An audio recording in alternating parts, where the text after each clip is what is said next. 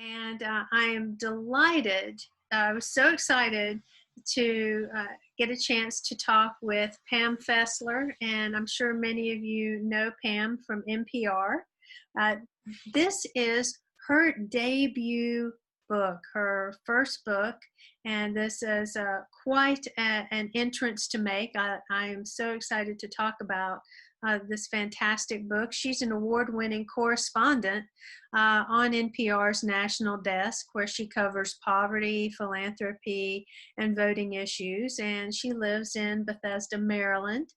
As those of you who have had a chance to read her book may know, or may already know, and those of you who haven't had a chance to pick it up yet, you can certainly purchase it from us at Malaprops. We want you to support independent bookstores when you can. We really need that. All independent bookstores do.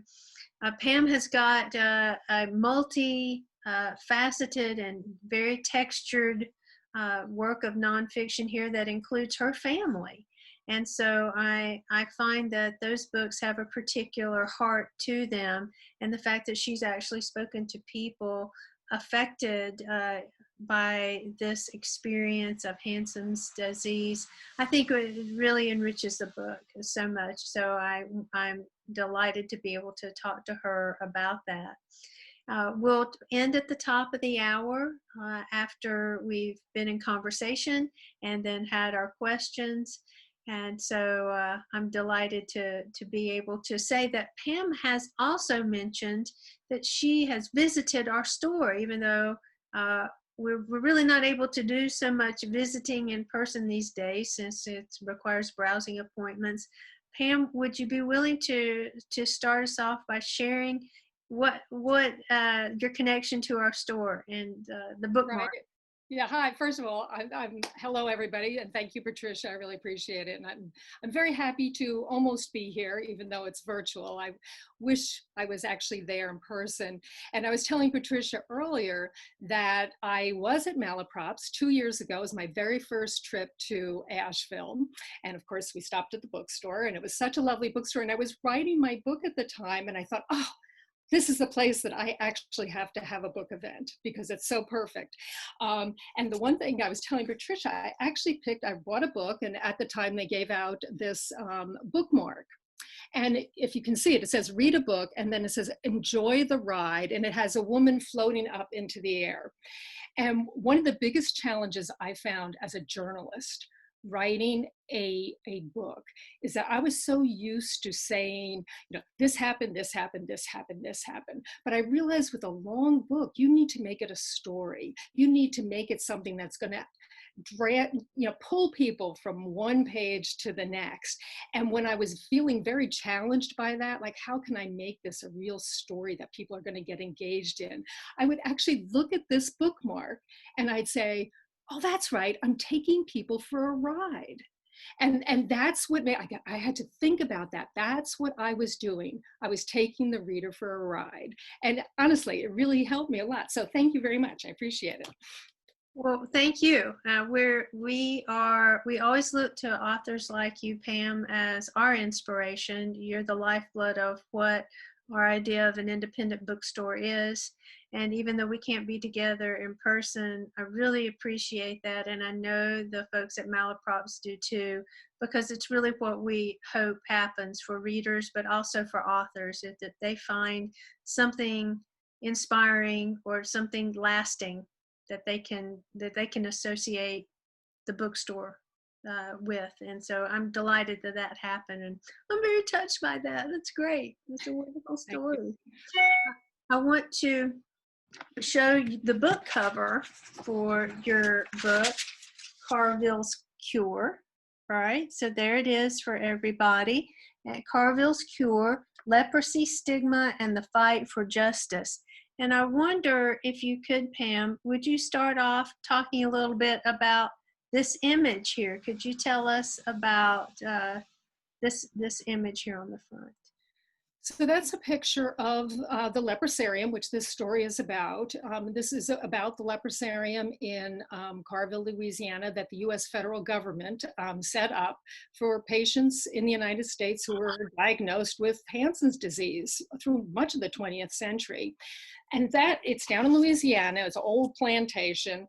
And this particular picture is of one of the daughters of charity taking care of some of the patients. And you might ask, why Daughters of Charity in a federal government facility? And it was because when they set up this leprosy hospital, they couldn't find anybody else who would care for the patients because the stigma and the fear of this disease was so great, even though it's hardly contagious, but people didn't know it at the time.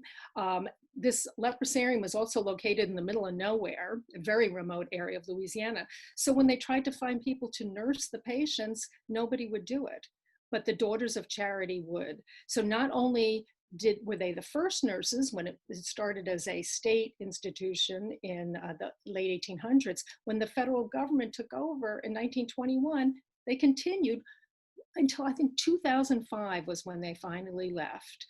So these sisters cared for the patients. Now in this particular picture, one of the things, they didn't really have much treatment early on for the patients, but one thing they could do is they could sort of soothe their lesions that they might have had in their feet and their arms, which is one of the symptoms of leprosy. And so often what they had to do was bathe their feet, and they would wrap them up. Sometimes they would put just like Vaseline on before they would wrap up, just to keep them from getting infected. So that is what appears to be happening in this particular picture. We see some patients that are soaking their feet and another patient who's having some wounds cared for by the sister.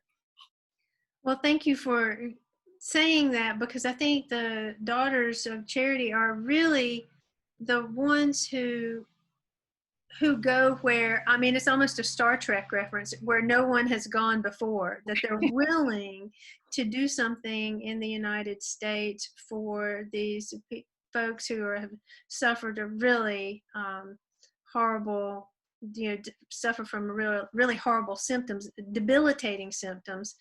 And so much so that they give themselves aliases, even receiving information about what they suffered from later on, family members, it's all kept secret. I think the stigma, that's one of the most powerful elements of what you bring to the book, is how the human suffering is not even even the physical, but the social stigma, the suffering. How did you find the people you interviewed who were either family members or survivors? How did you locate them? Well, it's actually in a sort of an incredible community that still exists. Because the leprosy in the United States actually is not that common. So it's a fairly small world. There are still patients, people who lived at Carville and were treated at Carville, who are alive today. They've since moved on to other places, had started lives for themselves in other areas. So those people I was able to interview. When I started doing this book, there were still about a dozen patients, elderly patients, who were still in the care of the federal government in a nursing home in Baton Rouge. And these people had been patients at Carville for decades. One woman I interviewed, she was probably at the time in her late 80s, early 90s. She had been brought to Carville when she was a 26-year-old mother of 6 young children, and she had never left. And initially she had been brought there against her will. Eventually, at some point, the patients were allowed to leave, but a lot of them, like this woman, really had nowhere to go. She had lived there so long that this was her home. The other patients were her family. So I was able to interview those patients, and actually there's only one left, of these elderly patients still in the federal care.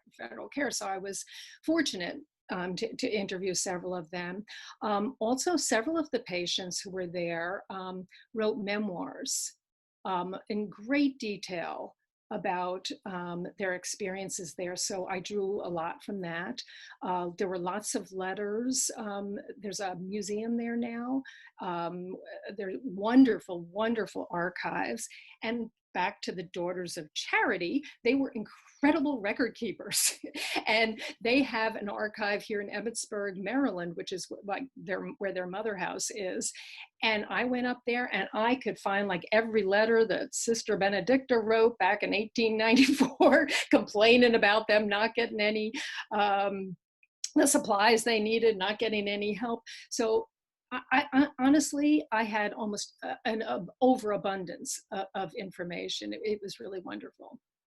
I think that it's the writer of nonfiction's dream Right. to almost hit the mother load. You know, Yeah, I mean, it's the paucity of sources that really makes it very hard to do what you've done, and it's given a full-bodied history. And I think that, you know, the institution itself is a character, and I really have appreciated that about your book. The people are part of that, and then the newspaper. It's a world within a world almost, and I really think you did a wonderful job of capturing that idea of a world within a world. The attempt to humanize a place where people couldn't leave, or did leave a lot, like kind of sneaked out. I thought that was another part of the story too, was there was kind of permeable there. Some people were kind of going out and having a good time. Right. I mean, and so for people who aren't familiar with it, so what it was is that when the United States decided to set up this leprosarium, people who were diagnosed with this disease in almost every state, except New York, and I can explain that later, they were sent to Carville, and they were confined there against their wills. They lost their right to vote. They lost, as Patricia mentioned, they lost their identities. A lot of them were advised to assume aliases because the stigma of leprosy was so incredibly great that it would embarrass their families or shame their families. And you know, it was really sort of an extraordinary thing that the people, you know, were confined there. But what happened, this is located on what today is a beautiful 350-acre site, which was an old plantation along the Mississippi River. And it was surrounded by a fence. But inside that place, the patients did build a world for themselves. And it kind of became a haven from the outside world. The outside world really denigrated and treated people with leprosy as pariahs and something to be, you know, sort of tossed away and, you know, gotten rid of. But inside, you know, these were people who fell in love with each other. They had relations, they had friendships. And inside, they knew that nobody else there, including the Daughters of Charity, you know, were repulsed by the thought of somebody having leprosy, because most of these patients knew what we now know today, that this is not a highly contagious disease. No matter what, you know, society thought at the time, the patients knew nobody else is getting it. None of those Daughters of Charity over 100 years contracted leprosy. So what they did was they built this world inside, and they had lots of activities. They had sports teams, they had dances, they had plays, they had Mardi Gras, because it was Louisiana. The big event of the year was the Mardi Gras parade, and they would spend, you know, as people in New Orleans do, they would spend months building their floats. So they would have the Mardi Gras parade, they'd have a king and queen, you know, so there was a lot that in many ways gave the patients sort of a hope for life and a thirst for life, but also a hope that maybe this would end, which was a very driving factor in what happened at Carville. When I was reading your book, one of the other elements that I wanted to talk to you about was this leprosarium is situated in the Jim Crow South. And so I wonder how you think, why is that important, and how did it shape what happened there, and what gives that is it meaningful to you? Oh, very much so. I think so. Leprosy or Hansen's disease, for the most part, didn't really discriminate between rich people or poor people or different racial groups or ethnic groups. So the patients that were sent to Carville, just were an incredible cross-section of America. They had, white patients, Black patients, Asian patients, Hispanic patients. They had people who were very rich and accomplished and highly educated. They had people who were illiterate, and they had people who were farm workers. They had Catholics and Jews and Muslims. We're talking about a patient population that ranged from like 300 to 500 people at any given time. So that was pretty extraordinary, in the Jim Crow South, to have this incredibly diverse population in southern Louisiana. And while there was a segregation in the living quarters, the Black and the white patients did have different dorms. And I understand that also for a period, like in the dining room, they would be at different tables. There was a lot of integration there. The sports teams were integrated. The dances were integrated. They had a school because there were actually children there too. That was integrated. When the federal government took over, patients could get odd jobs and to earn some extra money. Everybody was paid the same amount of money. And it was pretty extraordinary when you think about it. And the patients were very proud of this. I have two things I want to show you. One is one of the patients who wrote a memoir talking about their baseball team. In the early 1940s, they not only had a baseball team, a softball team, I'm sorry, but they were in a league where they actually played other teams in that area of Louisiana. And their star pitcher was a young Black man, 17 years old. Oh, he was in all the newspapers. He was just incredibly celebrated. He had spent most of his life at Carville. And actually, when he was eventually was able to leave, he was shocked that the world was so segregated outside, because he'd only known what had happened inside Carville. This is a description of this softball team that one of the patients said. He said, we had 4 Mexican Americans, 3 Blacks, 1 Hawaiian, 1 Samoan, 3 Japanese Americans, and 4 whites on the team, which is incredible. and I think that this, part of it was they were bound by this shared experience of having a disease that everybody discriminated against on the outside world. So it wasn't, their race or the ethnicity that they found the most discriminatory aspect of themselves. It was their disease, and that's what bound them together. So these other things were, they overcame some of those differences. If this doesn't get optioned to become a movie, I'm going to be shocked, because there's just so many elements to the book you've written that I think just remind me so much of how we may not really understand our country and what's going on in our country, and that there are these pockets of places where life is really different, but it's more of what perhaps we think the ideal might be in an interesting way.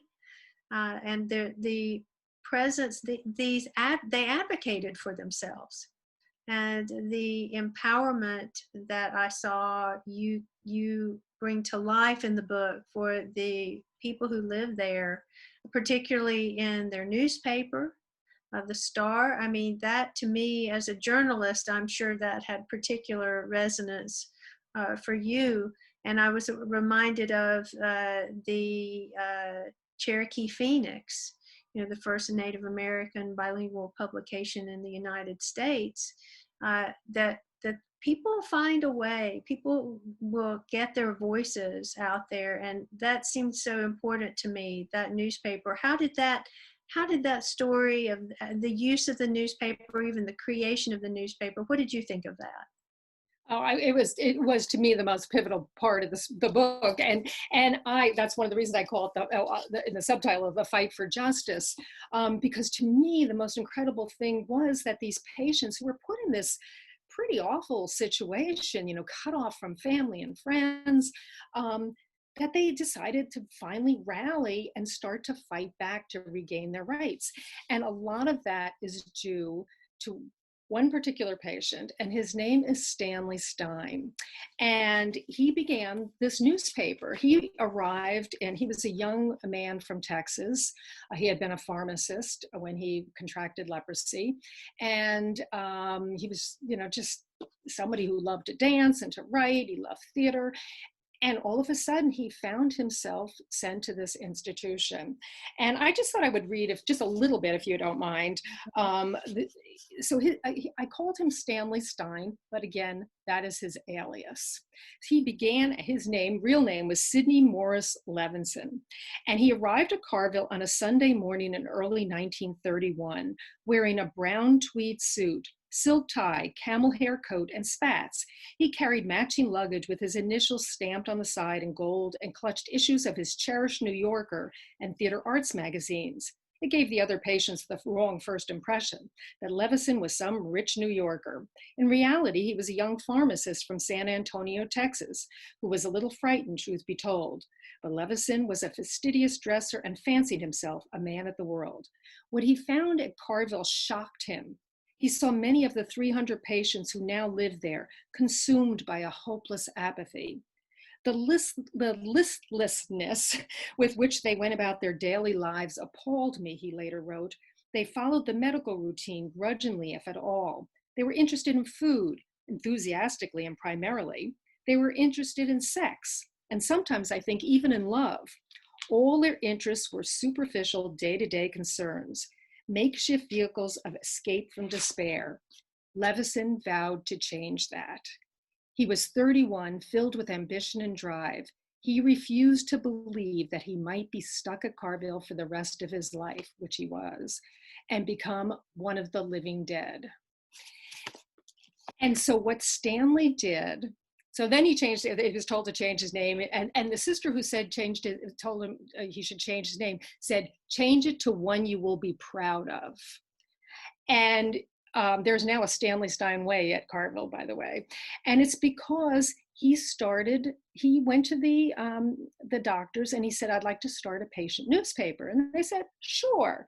And the newspaper began as, just sort of a little, 4-sheet mimeographed paper that had the menu for Sunday night's dinner, what movies they were going to show, gossip about, who got a present from who. And gradually, the patients started writing a little edgier articles, like, why are we here? What is the government doing? Does the government know what it's doing? And eventually it became a megaphone for people who were looking to demand their rights.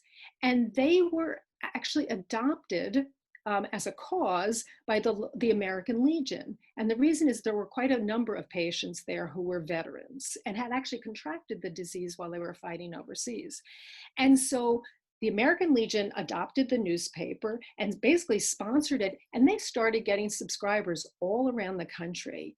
And all of a sudden, the patients had this huge audience, and they started following up on research on leprosy, the latest developments, and again, questioning and trying to make the case, we are not a threat to the world.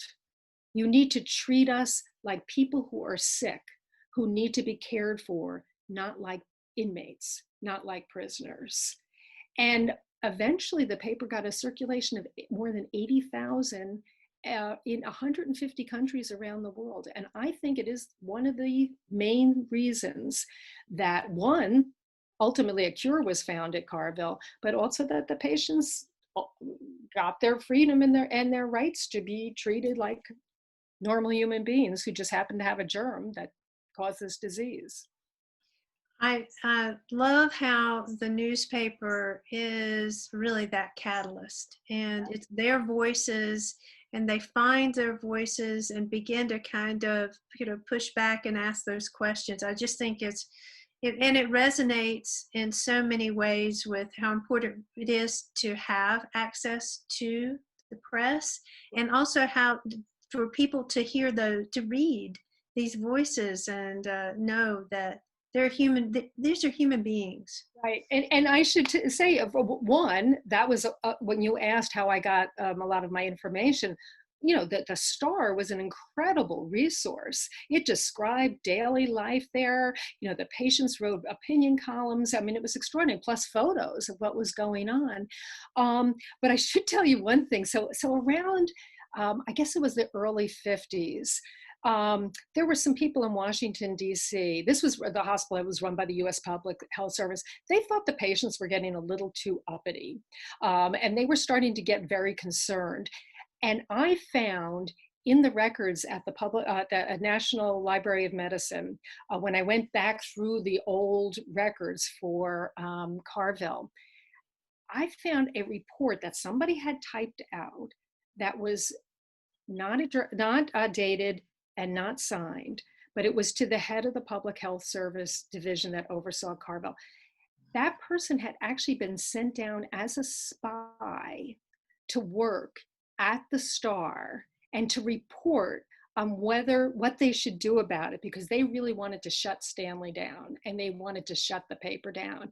And this person came back and said, Stanley, a lot of the patients don't like Stanley, it's just all these outside agitators. I think we should take the Star and turn it into a house organ again, and not let them, do this. And to their credit, the doctors who were running Carville put an end to that. They said, these patients need a voice. These patients need an outlet. If we're going to get them cured and get them better, they need to have this outlet. And so they kept going. And believe it or not, the Star still exists today. I just think I'm so glad you said that, because I think that the presence of like somebody who's put in as a kind of to infiltrate and to use those like a dog whistle, almost like outside agitators. That Right. language is very provocative and gets recycled a lot. And so to even think that would be something happening at a leprosarium, but that's the power of the press. That's the power of speech right there. Right. And by the 50s, that the patients had gotten a lot of attention around the world. One of the patients, Betty Martin, this young woman, she arrived as a young woman, but then she eventually married somebody there and left. And she wrote her memoir, and it became a bestseller. This was probably around 1950, 1951. So people, all of a sudden it was starting to get a lot of attention around the country that this hospital existed. And there were people outside who said, oh, this is not fair. And the patients really, especially Stanley, knew how to pull and draw on that support to try, to help the patient's cause. It's probably one of the first examples, at least that I know of a patient advocacy movement in this country. I can't think of another one. There may be. This is actually not my area, medicine, but it really is extraordinary. It is extraordinary, and I think that there's such an important history of patient rights advocacy. If you think about the Tuskegee experiments, and you think about forced sterilization, the eugenics movement, Native American women sterilized without consent into the 1980s at Bureau of Indian Affairs hospitals, the HIV/AIDS advocacy. I mean, there's disability rights. There's a history there of advocacy and speaking out at great risk, because those stigmas really compromised people's ability to be fully integrated, or things happen to them without their consent that are deeply disturbing, sexist, racist, homophobic, and that stigma is very powerful. And you've recovered for the reading audience this story, and I think it's a really important contribution in that way. Yeah, and it's kind of interesting because the patients, so now there was a lot of, there was a research facility at the hospital. And so there was a lot of work being done to try and find a cure for leprosy because there was no cure. There was no treatment. And we still today, believe it or not, aren't quite familiar, we don't quite understand exactly how leprosy is contracted and spread from one person to another. But we do have medication today to treat it and basically make people not even the slightest bit contagious within like 24 hours. And that medication and that treatment was first discovered at Carville, at the facilities where the doctors were working in the labs. But from what I can tell, the patients there were very, very active and willing participants in most of this research because they were desperate to get some kind of cure. And in fact, when there was some kind of cure that somebody wrote about, like, oh, some herb or something that was found in, the jungles of Brazil, the patients would go to the doctors and say, we should try this, we should try this. And the doctor's like, I don't know, it doesn't really sound. And so the patients would actually smuggle stuff in, medication in, experimental medication in, and they would recruit some of their buddies who worked in the lab to give it to them. And most of the stuff didn't work. I mean, they tried everything. There was, the bark of willow trees. There was, they tried heat treatments, x-rays, dyes, some certain kinds of dyes. Nothing worked until 1941, the chief medical officer was a Dr. Guy Faget, and his expertise was in tuberculosis. And there are similarities between the way the diseases develop. And there was this sulfa drug called Promin that some researchers had tried on TB patients, and it hadn't worked. But Dr. Faget said, well, why don't we just try it on leprosy patients? Let's just see what happens. So in 1941, they asked for volunteers, the patients, and they got a few volunteers and they started giving them treatments with this. It's basically an antibiotic. And lo and behold, within several months, some of the patients started seeing their symptoms going away, that, the lesions on their faces started disappearing. Some people, the numbness that they felt in their arms and legs started going away. And that was the beginning of what we now use. It's evolved over time, but that was the beginning. And actually, I don't know if people can see this, but in the book, I have this picture of 4 pictures of the same woman over time. And this was in the 1940s. And I'm going to try and show it. I hope people can see this a little bit. Well, I'll show the top 2 first. And you can see how her lesions are. And the first one was taken in 1940. And I think or 41. The next one is taken in 1943. And then you go all the way to the last one, the last picture, which is 1947, she looks perfectly normal. Like everything is gone. And that was this medication. But the patients, as I say, they were, for the most part, right up there, as far as I could tell. There were a few hints here and there that some people didn't, like some of the, the experimentation, but for the most part, they seem to be pretty willing participants. There's a particular person that I think we both wanted to talk a little bit yes, about, right. the local connection, and it's John Early. And Yeah. I did not know so much about him, and so I felt like you really recaptured something about his really national status. He really grabbed headlines and was quite a character. Could you tell us a little bit about him and why he's so important and his connection to Western North Carolina? So this John Early was born in Western North Carolina, not far from Asheville, and he had been in the army in the Philippines and in Cuba in the Spanish-American War.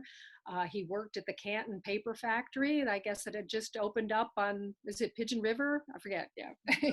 Yeah.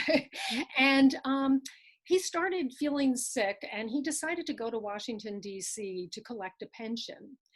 And so he goes to Washington, D.C., and while he's waiting for his pension, he starts getting like some rash on his face. So he calls the doctor up. The doctor comes and visits him at the boarding house. And John Early goes, as a joke, "What do I have, doctor? Leprosy?" And the doctor immediately thinks, "Oh my goodness, I bet he has leprosy." And they did a couple of little tests and they decided that he might have leprosy. They immediately took him and all his belongings from his boarding room. They brought him to a very remote area of Washington, D.C. along the banks of the Potomac River. They stuck him in a tent with a guard and quarantined him. And it hit the newspapers, and not only headlines in Washington, D.C., but around the country, that a leper, and I'm reluctant to use that word because people who have Hansen's disease do not like that word, but in this particular case, in the headlines, it was a leper was found in Washington, D.C. And hundreds of people would come to just look at him and say, "Oh my gosh, look at this, somebody with leprosy." But what he showed was that the government didn't know what to do with somebody who had leprosy, because at the time, the National Leprosarium did not exist. So it went from weird to even weirder. He was stuck there for 4 months. They didn't know what to do with him. His wife and 2 little kids were living in a house nearby. The weather started getting cold. So they finally said, "Okay, you can go live in the house with your wife and your 2 kids, but we are going to build a wall, a cinder block wall down the middle of the house with John Early on one side and his wife and 2 kids on the other." And this also went on for like a year. He was confined on and off for for years, 10 years. And it was all because we didn't know what to do with people who had leprosy, but there was a demand that something be done. Finally, and this is one of my greatest things, John Early was eventually quarantined in Washington state. He escaped. He was very big at escaping. He escapes, he gets on a train, he comes back to Washington, D.C. He checks into the fanciest hotel in Washington, right near the White House, where the vice president happens to live, and also a number of senators. He hangs out with them for a few days, and then he calls in the news media, the reporters, and to announce that, in fact, a leper has been hanging out with all these rich and famous people and powerful people, and the country better do something. The country better decide what it's going to do with people like him, who's been being shuttled around from one quarantine place to another for almost a decade by this point.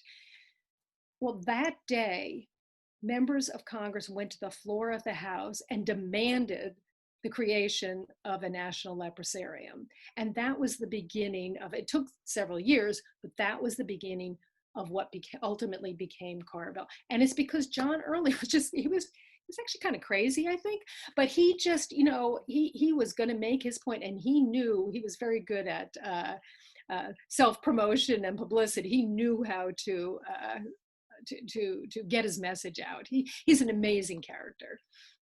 It's true. I mean, when the people use the saying "truth is stranger than fiction," right? Your book is replete with these stories that you just think, what? Right.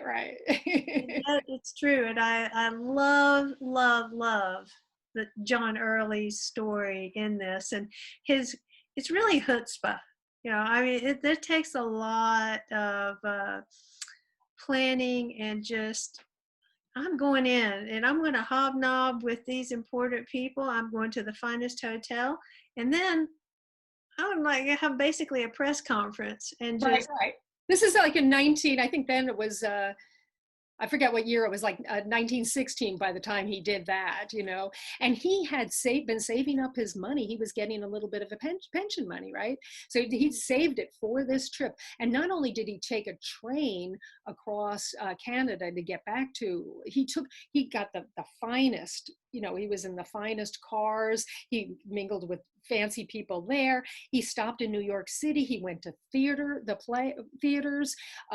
He went to a doubleheader baseball game with the Yankees. I mean, he did everything he could to mingle with as many people as possible. yeah, it's so well planned and executed to really say, I'm here, I've been with you, I'm close to you. Right. Now let's do something. I mean, I really thought it was a great element of the book, and I'm so glad that you uh, highlighted that, and you know, it was so well edited. I really appreciated the pacing of your book as well, and those characters were so instrumental in that. I wanted to ask you a little bit about the personal connection, the family connection that your book has, because I think the epilogue in particular is very moving and is such a wonderful, compassionate statement about the consequences, the lack of the not knowing. And could you talk just a little bit about that? Yeah, so if anybody's wondering why I would write a book about leprosy and why, especially because my job at NPR is to cover voting and poverty, not this at all. It all started about 20 years ago. My father-in-law, who was 78 years old at the time, just called us up out of the blue and says, I have something I need to tell you. I've been keeping something a secret for more than 60 years. When I was a teenage boy, I went to school one day and I came home and my father was gone. And the public health service had taken him away. And he didn't know where he had gone. He knew he had been taken to a hospital in the South somewhere. Um, and he never saw or spoke to his father again. And he did know that his father had leprosy. But my father-in-law's mother said, don't ever tell anybody, because that's how strong the stigma was, because it could ruin the family. And so he didn't. For more than 60 years, he held this inside. And then, you know, as an older man, he realized that, you know, we shouldn't keep secrets like this. So that's why he was telling us. And so we looked into it and found that he had gone to this place called Carville, Louisiana, that the US government had run a leprosarium down there, which I had no clue of before I started doing this book. So we actually took my father-in-law down there. There were still some of these older patients there at the time. We went down in 1998, and it was extraordinary. I mean, for him to finally see at the age of 78 where his father had ended up was pretty amazing. And, you know, he found that his father also had to take an alias, you know, when he got there. And he was buried in a small cemetery in Baton Rouge. This is relatively near Baton Rouge. And we went there, and I can still feel it walking through this cemetery to see the tombstone. It was way in the back corner, kind of overgrown with weeds. And, you know, it was just very profound to see my father-in-law finally realize what had happened to his father. And then what happened is, when I started looking to it, I discovered that hundreds of families had stories like this. Hundreds of families had been ripped apart. Hundreds of families had been keeping this a secret just because of the stigma. And as we now know, 95% of the human race cannot even get leprosy. So it was purely this sort of ignorance and prejudice that we have against people with this disease, that was the thing that they suffered from. It was because of the stigma that my father-in-law lost his father. I was so touched by the ending, because I think it was a wonderful way to say, it was a metaphor, like an overgrown grave way in the back is like a metaphor for something hidden. And you helped uncover that, and I think that's very liberating for people who have had the burden of a stigma that they didn't create, that they through just a misfortune have had to deal with. And it's a very empowering story that transcends just the struggle with Hansen's disease. I think there's it's a human story about all the things that people have had to deal with that are societally created, that they have to struggle with. And I thought it was just a evocative, resonant ending. I would like to open this up for questions now, if members of the audience have them, and you would put them in the chat. Type your questions in the chat, if you could, please. We have everyone on mute, and so if you could put them in the chat, I'll be happy to read them. I see that some of them coming in. One of the first one is from one of our colleagues at Malaprop's, Rosemary. And Rosemary's question is, how did Carville compare to the Hawaiian Center in Molokai? I hope I said that correctly. Molokai, yeah. So there was another leprosarium in Molokai in Hawaii that was started in 1860s. And in some ways it was very similar. So this was not the US federal government at the time, it was the Hawaiian government, had started because there was a growing fear of the spread of leprosy, sort of provoked by also fear of immigrants, that they felt that Chinese workers who were coming to Hawaii were spreading this disease. And so they did the same thing. People who were identified as having this disease were sent to this island and secluded and isolated there under the same belief. And to give a little bit of credit to some of the doctors, I mean, there was a belief at the time that if we isolated people, maybe we could eliminate the disease. They didn't realize how slowly it spread. They thought, okay, we'll just isolate these people and then the disease will go away. It turned out to be wrong, but anyway. And so there was something very similar in that way that the patients were treated. People were torn away from their families. They also created a world for themselves there, their own world, because it was both a prison and a haven, in the same way that Carville was. I think the big difference is that Carville was run by the U.S. federal government. So this was U.S. federal policy that patients should be brought there. We had patients from all around the country, which actually I think made it a lot more diverse. You had the research angle, that all this medical research was being done there for the disease.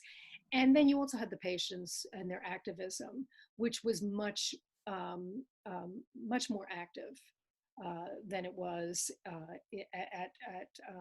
in Hawaii. So there are similarities, but I do think that this story is a lot broader in many ways. Right.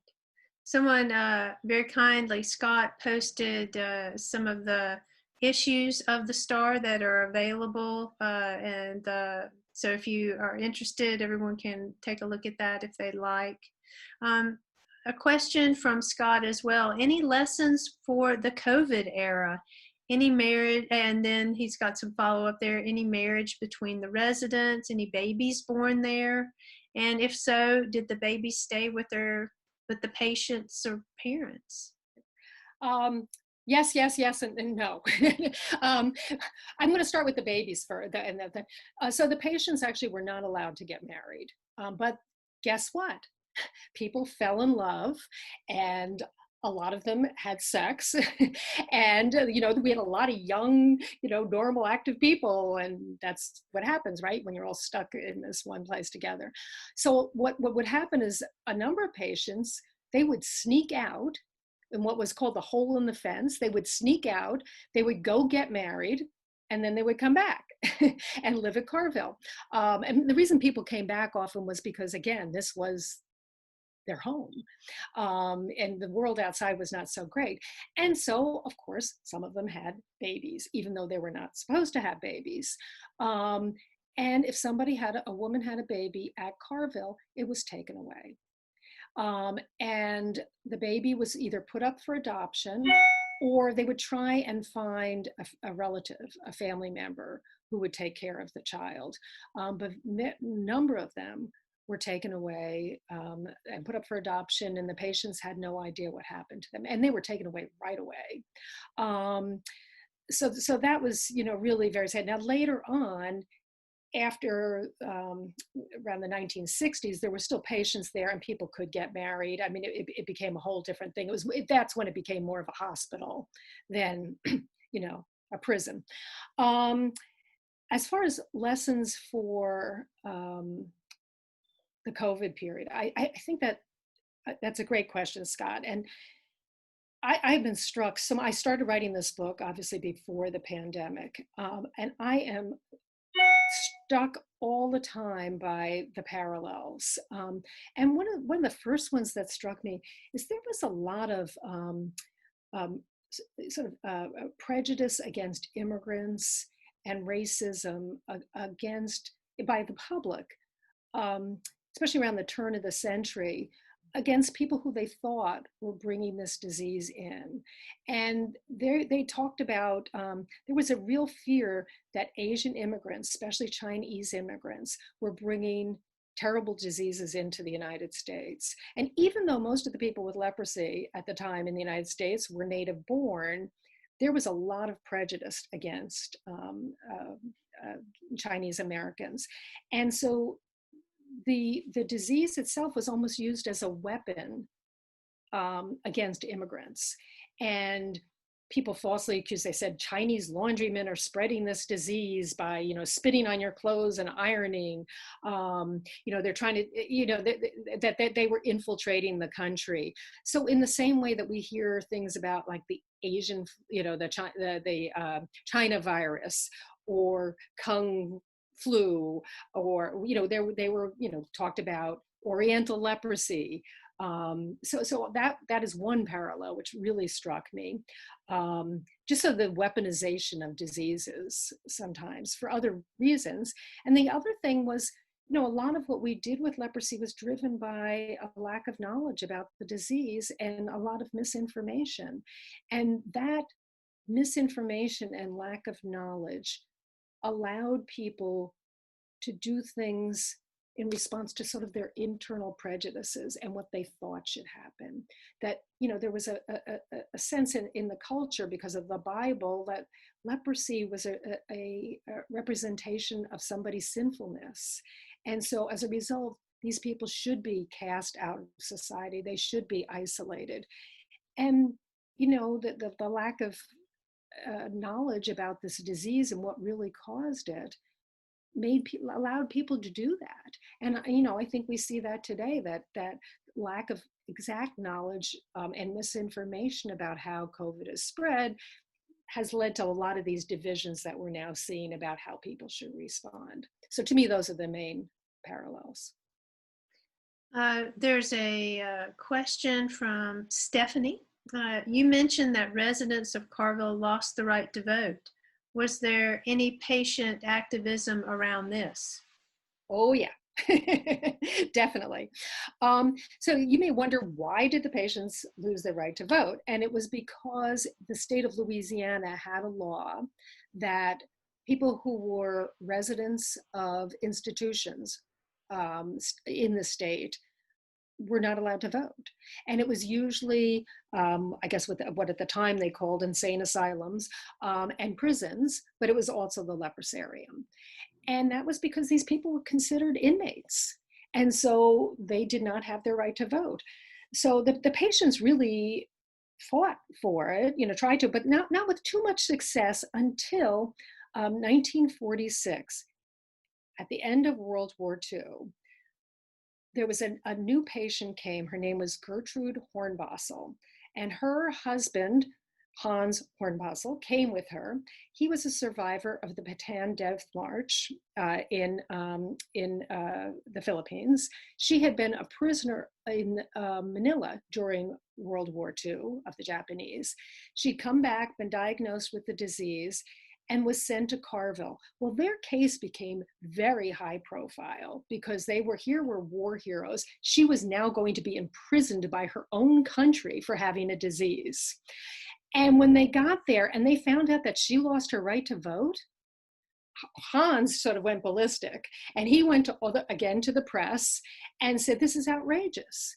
You know, why is she being treated like a prisoner? Why has she lost her right to vote? And the absurdity of this, where these war heroes had lost their right to vote just because they had a disease, was so apparent that the Louisiana state legislature, again, within, I think, days, passed a law giving them the right to vote.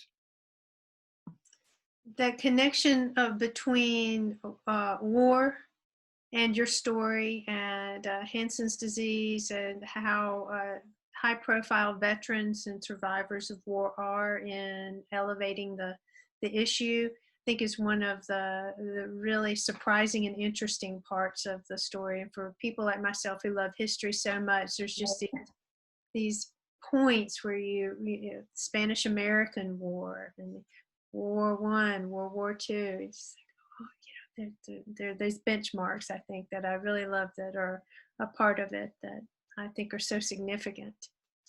You know, and I should say there is so the American Legion supported the Star for a long time, and then another veterans group called the 40 and 8 took it over, and they are the ones that still today run the Star and support the Star. And it's still a publication mostly of you know, ex-patients who write stories, but again, it's still talking about this whole issue and trying to get rid of the stigma, which still exists today. I mean, the patients did a lot to educate people about the disease, but there's still so much ignorance today. And you know, this disease, there are 200,000 new cases every year in the world. Most of them are in India and in Brazil. And a lot of those patients people do not seek treatment because of the stigma. And we, you know, even though it's easily cured today, these people are, you know, suffering and, you know, having permanent disabilities just because of the stigma. I think your book is really a call to action on that front too. And I'm so glad that you wrote this book because I think it helps get the word out that stigma is unnecessary and in fact is deeply hurtful and harmful. And it, I think it will make people rethink. I hope it does. I certainly think that any book like yours that humanizes a story and looks at the consequences of a stigma and shows people pushing back, I think that's a very inspiring story. And so I'm glad and you know, as I say, at NPR, the thing that I cover mostly is poverty. And one of the reasons I wrote the book, I mean, even though it's related to patients with people with leprosy, you know, I see it again and again in the way, you know, we sometimes society treats people who are homeless or people who are extraordinarily poor, you know, that we kind of want to isolate them and kind of wish they would go away, you know, instead of trying to actually, you know, solve the problem and look at them as human beings, because the stigma is so great. And it's, you know, it's the same thing with people with mental illness, you know, even physical disabilities, you know, they're looked upon as less than human. And that makes it easier, I think, for people to, you know, ignore their problems. And that was another reason I wrote the book. There's a question from Lorraine. She asks, did my great-grandmother Morris have a relationship or any children at Carville? Did any other veterans have their graves moved to Arlington? The two questions. That sounds like a leading question. This is from Lorraine, who is actually So my husband's grandfather, the one who was the patient, is Morris Cole, and Lorraine is one of Morris's great grandchildren. And so Lorraine, I have no idea. I don't think he had a relationship with anybody, but I don't know. He was only at Carville for 3 years before he died. And then she is, so as I mentioned, he was buried in the cemetery in Baton Rouge. And actually, initially, when we first visited there, it was all kind of cleaned up. And when we went to visit his tombstone, I think the public health service nurse who brought us there had cleaned it up beforehand. But I went back numerous times to visit because I was in Louisiana a lot for reporting. And every time I went, it would get more covered with weeds. And we kept asking the cemetery to clean it up, and they said they would, but they never did. And I went once, and there was actually a homeless person who was living right there in the corner. There was an old sleeping bag. There was, food wrappers all over the place. And I called my husband. I said, "You're not going to believe this. We really should do something." And because my husband's grandfather, Morris, was a veteran, my husband said, "I'm going to see if we can move his remains to Arlington Cemetery," because he was a veteran of the Spanish-American War, which in fact is where he contracted the disease. And so over a year's worth of time and lots of paperwork and lots of bureaucracy, we finally were able to exhume his remains from the cemetery, had him cremated, and we moved the remains, and he was buried in Arlington Cemetery and they gave him a full military burial with a 21-gun salute and the honor guard, and they presented my husband with the flag, and they said, "On behalf of a grateful nation, we honor your grandfather for his service to this country." And I cannot tell you what that meant to us. I mean, he did in fact contract this disease and was essentially imprisoned by his country because he had a disease, but ultimately here he was being recognized. Well, it's another element of your book that is such a strong debut work that you think, this would be in your 10th book. So I'm looking forward to the next one. And I know that we're at the top of the hour, but if people have to head out, I totally understand that. I always like to ask the author what they're reading lately, or a book that they recommend. So we'll post it in the chat, but if you are interested in sticking around for just a moment to hear Pam's response, Pam, what's a book or two that you would recommend or that you've really enjoyed of late? Well, the one I'm reading right now, which I had been meaning to read for a while, but I've actually been so busy I didn't get a chance, is The Yellow House by Sarah Broom. And this is about a house in that her family her mother had in East New Orleans. And this is also nonfiction. I generally like fiction, quite frankly, but it's beautifully written. And this is again a book where she uses geography. She uses an institution, in this case the house, to talk so much about the family and the city and everything that's going on around her. And I highly recommend it. Well, I thank you so much for that suggestion. I think that looks like, and somebody said, "We're so grateful to you, Pam, for writing this book. Thank you." So Lorraine said that. And I am certainly delighted to have been able to talk with you. I know a first book is probably very challenging, but I hope there's another one that you may be planning or incubating in some way. Is that the case? Do you think you got another one? I don't know. I mean, I get, people keep asking me that. And the one thing I have told people when I was going through writing this book was, you have to be really, really passionate about your topic. And this topic, I was passionate because I saw what it did to my father-in-law, about how it affected his life. And I promised him before he died I would write this book. And that is what drove me. I'm not sure I'm going to find another topic like that, but who knows? Who knows? I'm just glad this one's out. I am too. Read it. I'm glad it's out too. And I don't see a question posted. I do see Howard raising his hand, but Howard, if you could post in the chat, that'd be great. Oh, we got to go. He wants to talk. So I want to thank you so much for your book. Thank you for bringing this story to light. I think it certainly is one that is an important story for our history, but also it's a global story. It's a human story, and I want to commend you on it.